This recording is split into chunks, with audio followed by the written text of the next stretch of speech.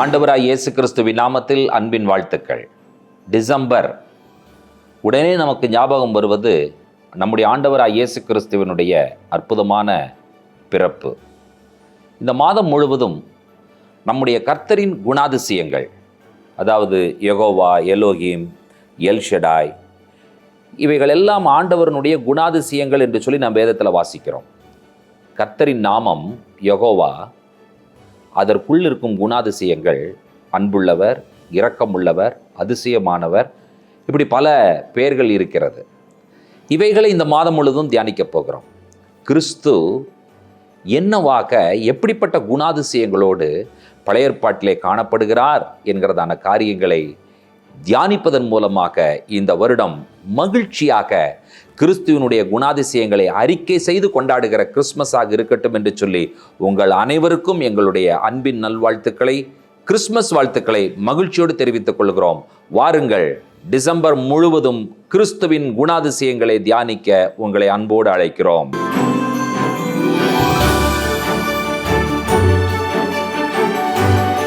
Shalom. ஆண்டவராய் இயேசு கிறிஸ்துவின் நாமத்தில் அன்பின் வாழ்த்துக்கள். இந்த நாளில் யெகோவா ஹா-ஷோஃபேத் என்ற அற்புதமான ஒரு ஆண்டவருடைய குணாதிசயத்தை நாம் தியானிக்க இருக்கிறோம். நியாயாதிபதிகளின் புஸ்தகம் 11ஆம் அதிகாரத்தின் 27ஆம் வசனத்தை வாசிக்க கேட்கலாம்.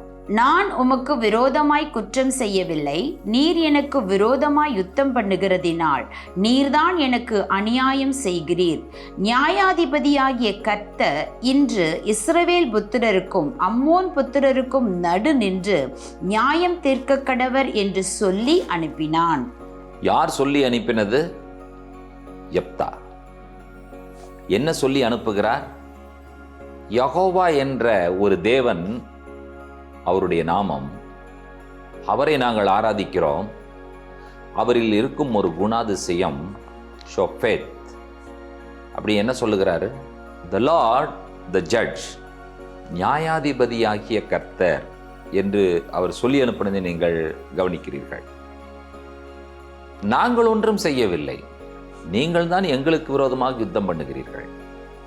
அப்படி என்று சொன்னால் கர்த்தர் நியாயம் செய்வார், நீதி செய்வார். அவருக்கு பேரே நியாயாதிபதியாகிய கர்த்தர் என்று சொல்லுகிறதை நீங்கள் கவனிக்கிறீர்கள். யெகோவா ஹா-ஷோஃபேத். யெகோவா உங்களுக்கு தெரியும், அவருடைய பர்சனல் நேம் யோத்ஹே வாவ்ஹே.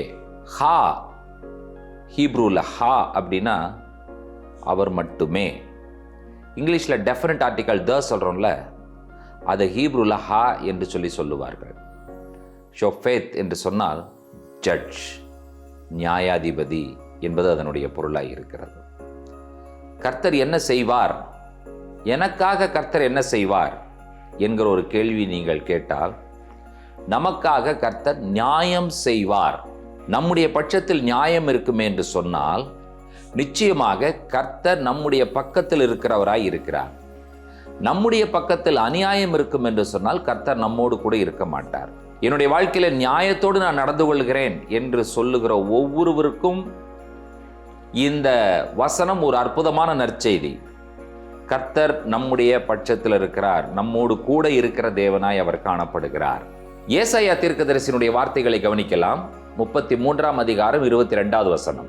கர்த்தர் நம்முடைய நியாயாதிபதி, கர்த்தர் நம்முடைய நியாய பிரமாணிகர், கர்த்தர் நம்முடைய ராஜா, அவர் நம்மை ரட்சிப்பார்.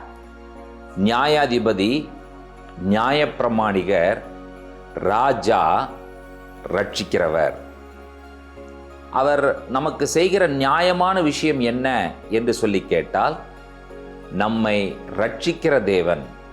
கர்த்தாவே எனக்கு நியாயம் செய்யும் என்று சொல்லி நீங்கள் ஆண்டவரிடத்தில் கேளுங்கள். ஆண்டவர் உங்களுக்கு நியாயம் செய்கிற விஷயம் என்னவென்றால், நீங்கள் அவரிடத்தில் அறிக்கை செய்யும் பொழுது உங்களை ரட்சிக்கிற ஒரு தேவனாய் அவர் காணப்படுகிறார். அதைத்தான் ஏசாயா நியாயாதிபதி, நியாயப்பிரமாணிகர், ராஜா, ரட்சகர் என்று சொல்லி அவரை சொல்லுகிறதை நீங்கள் கவனிக்கிறீர்கள்.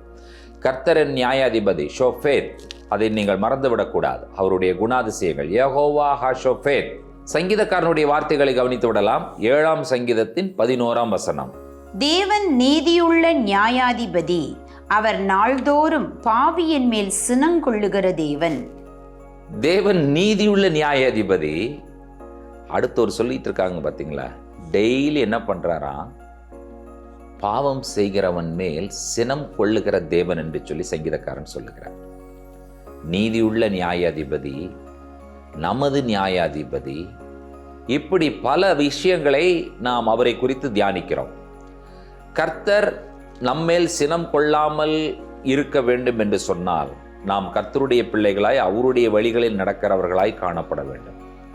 கர்த்தருடைய சினம் என்ன செய்துவிடும் என்று சொன்னால் நம்மேலே ஆக்கினை தீர்ப்பை கொண்டு வந்துவிடும். ஆகையினால கர்த்தர் நமக்கு நியாயம் செய்கிற நியாயாதிபதி என்பதை புரிந்து கொண்டு கர்த்தருடைய வழிகளில் நடக்க வேண்டும். நாம் இந்த விஷயத்தை நீங்கள் நம்முடைய ஆண்டவராய் இயேசு கிறிஸ்துவோடு ஒப்பிட்டு பாருங்கள். இந்த உலகத்தில் கிறிஸ்து என்னவாக பிறந்திருந்தார் என்று சொல்லுகிற செய்தி கேள்விக்கு பதில் என்ன? எனக்கு நியாயம் செய்வதற்காக கிறிஸ்து இந்த உலகத்தில் பிறந்திருக்கிறார் என்பதுதான் நமக்கு கிடைத்திருக்கிற சந்தோஷமான ஒரு செய்தி. நடபடிகளின் புஸ்தகம் 10ஆம் அதிகாரத்தின் 42வது வசனம் என்ன சொல்லுகிறது?